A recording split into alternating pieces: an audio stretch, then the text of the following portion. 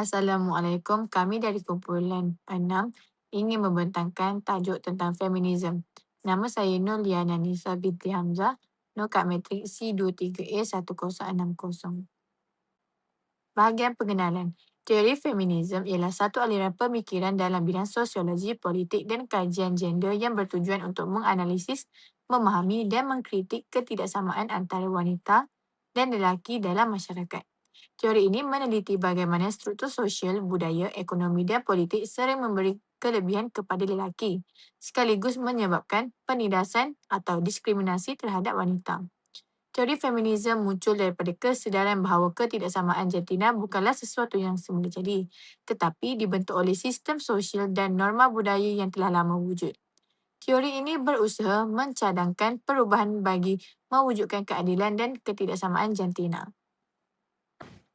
Penjelasan tentang teori feminisme. Yang pertama, ketidaksamaan jantina. Teori feminisme menyatakan bahawa wanita sering mengalami ketidaksamaan dalam aspek seperti pendidikan, pekerjaan, gaji, kuasa politik dan hak undang-undang. Ketidaksamaan ini berlaku kerana peranan jantina tradisional yang mengutamakan lelaki. Nombor dua, penindasan terhadap wanita. Feminisme melihat penindasan terhadap wanita sebagai sesuatu yang sistematik, iaitu berlaku melalui undang-undang, institusi, media dan budaya masyarakat. Contohnya termasuk diskriminasi di tempat kerja, keganasan rumah tangga dan stereotypes jantina. Nombor tiga pula, pembentukan sosial jantina. Teori ini menegaskan bahawa sifat keperempuanan dan kelakian bukan ditentukan secara biologi semata-mata, tetapi dibentuk oleh masyarakat melalui pendidikan keluarga dan budaya. Nombor empat, perjuangan untuk perubahan sosial. Teori feminisme bukan sekadar teori akademik tetapi juga satu bentuk perjuangan sosial yang menentukan perubahan dasar, undang-undang dan sikap masyarakat demi mencapai keseksama jantina. Kepentingan dalam reka bentuk. Yang pertama, reka bentuk fashion. Dalam fashion, teori feminisme menekankan kebebasan ekspresasi, keselesaan dan kuasa pilihan wanita terhadap tubuh dan identiti mereka. Kepentingan fashion. Menolak standard kecantikan yang tidak realistik. Nombor dua, menggalakkan reka bentuk pakaian yang praktikal, selesa dan berfungsi. Nombor tiga, memberi ruang kepada wanita mengekspresasikan identiti tanpa seksualisasi berlebihan. Contohnya, reka bentuk pakaian yang tidak menghadkan pergerakan. Yang kedua, fashion yang meraihkan pelbagai bentuk badan dan identiti jantina. Nombor dua, reka bentuk dari segi muzik pula. Dalam muzik, teori feminisme menilai bagaimana wanita sebagai pencipta, penghibur dan subjek karya muzik. Kepentingan reka bentuk muzik ialah memberi suara kepada pengalaman dan emosi wanita. Nombor dua, mencabar dominasi lelaki dalam industri muzik. Nombor tiga, menentang lirik atau visual muzik yang mengobjekkan wanita. Sebagai contoh, lagu yang membincangkan autonomi, kekuatan dan pengalaman hidup wanita.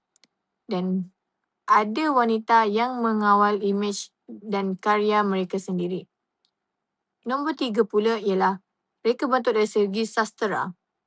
Dalam sastera, teori feminisme digunakan untuk menganalisis dan menghasilkan karya yang mengangkat suara dan perspektif wanita.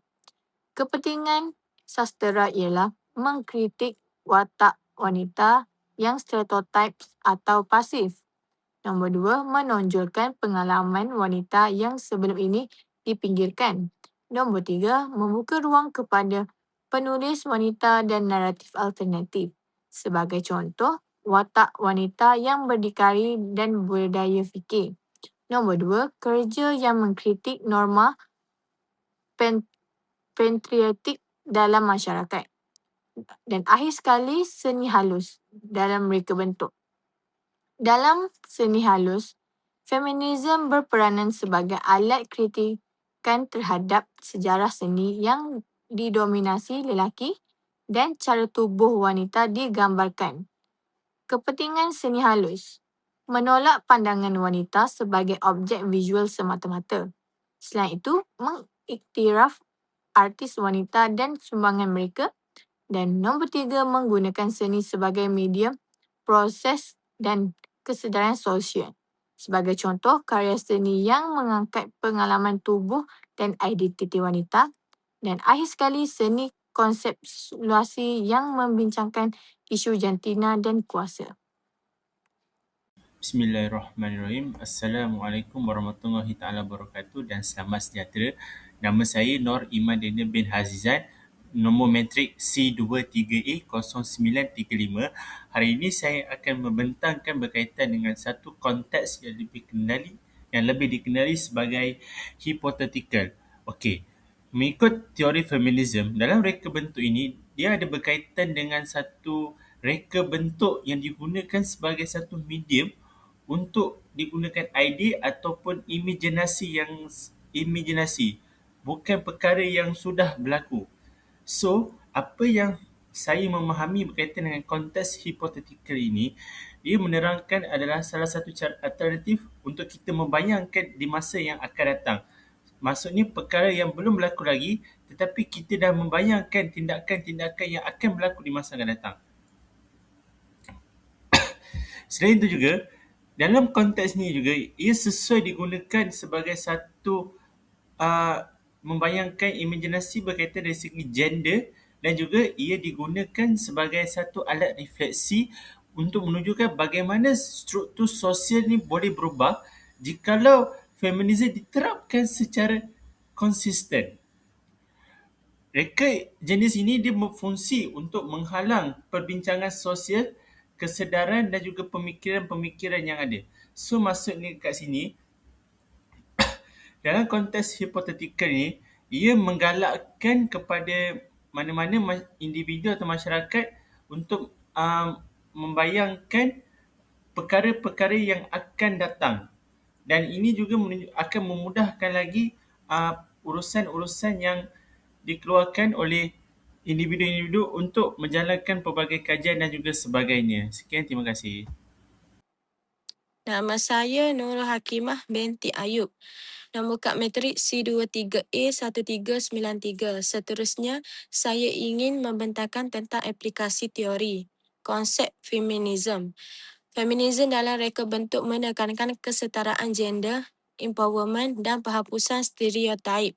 Teori ini membimbing reka bentuk untuk mencipta karya yang inklusif, kritikal dan sensitif terhadap isu sosial.